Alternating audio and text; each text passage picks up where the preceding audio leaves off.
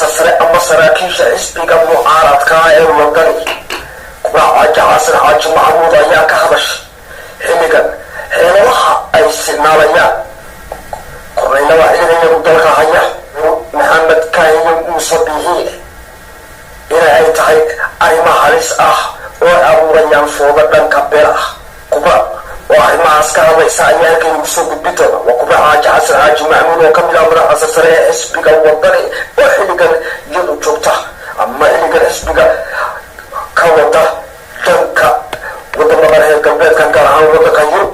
وهالكاسي أي ودون كيو تبيدك دون كيو تبيسي كوتي الله يوح لنكا كالي إي أبابوكا قبجوكا يو لنكا كالي إي دولو خاص قبيتك سيدي أي تانين ولهاي يو موشها حينيقان أي ووضعان جنبا ملعوينها وعبد الرحمن إيهو كبا أيا كامش حينيقان هذا كينو كسو بيغمية قربتي ملعوينة موجينين وأي كموجيني سولا وي إيه دا لغي سوال بسم الله الرحمن الرحيم halkan waxaan ka salaamayaa ummadda muslimiinta ee Soomaaliyeed iyo gaar ahaan ummadda muslimiinta ah ee reer Somaliland inta ah iyo inta taageertaba assalaamu calaykum waraxmatullaahi wabarakaatu bacda salaan waxaan ilaahay uga baryayaa Soomaali meel kastay joogto shanta Soomaaliya barwaaqo iyo nabadgelyo iyo caafimaad marka aan intaa ka gudbo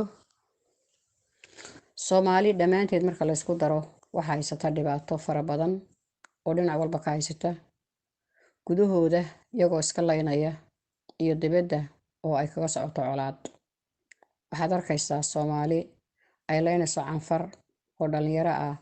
oo la qabtay oo maxaabiis ah oo aad u dhibaataysan oo aan qalbiga bini'aadan ku qaadi karaynin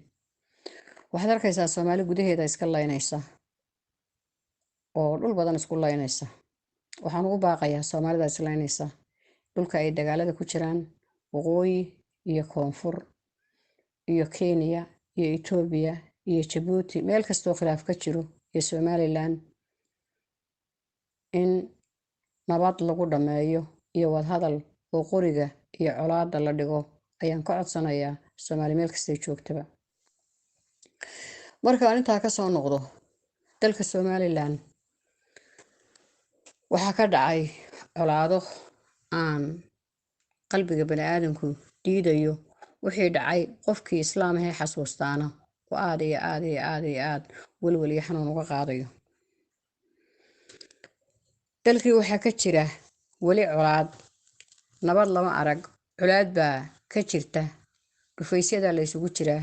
faramaha la isugu jiraa waa la isubeynayaa intaa korjoogaha iyo dagaalka iyo taqaraxday inta la isku dhuftaa fara badan maxaabiis baa la kala haystaa labada dhinac oo qaarna laascanood ku xiran yihiin qaarna ilaa Burco iyo Hargeysa iyo Mandheere ku xiran yihiin ilaahay intaad ka baqdaan bahjad iyo iid baa lagu jiraaye maxaabiistana ha la sii daayo nabadna ha la raadiyo ilaahay inta laga baqo oo yaan la siyaasadaynin maxaabiis saxiixan iyo dagaaladan lagu furay Somaliland dhexdeeda lagu furay iyo colaadan iyo marba waxaan la soo fagay ee la leeyahay maxay haytoy buuraa la galay iyo dad baa la xukumaya iyo halkan la galay dembiga qofkii ilaha lagu qaado dembiga ma madaxweynaha wadanka loo dhaariyay ee lagu aaminay ee loo codeeyay baa dembiile ah ee dalkii maanta uu soo joogo ciidankii qaranku og iyo qorlugu joogo baa dembiile ah mise aforeen baa dembiile ah waa wax laga xishoodo waa laga argagaxo mas'uuliyiintii wadanka oo ay taagan oo dadkii kala dishay oo dadkii isku dirtay colaado dhex dhigtay oo wadankii nabadgelyadiisii khalkhal ay ku jirto oo Somaliland kala burburtay oo kala tagtay an iminkana xabadu halkiisii taagnaato waxaan ku baaqayaa in wadanka nabad ay ka dhacdo oo aan colaadan la isku kiindiray reer Somaliland oo walaalaatihiin habar jecel bahanta la isku dirayo habar jecel iyo habar yoonis la isku dirayo habar maxay tahay habar waliyo dhul bahanta la isku dirayo Somaliland la isku dirayo Samaroon iyo Somaliland la isku dirayo waxa wanaagsan in nabad lagu heshiiyo dalka ay ka dhacdo doorasho xor iyo xalaal dadka reer Somaliland ee xirbeegtiga ah dhammaantood rag iyo dumar waxaan kula talinayaa aan leeyahay nabadgelyaha loo soo jeesto waxaan leeyahay dhibaatada Somaliland maanta waa kulmiye inta haysata weeyaan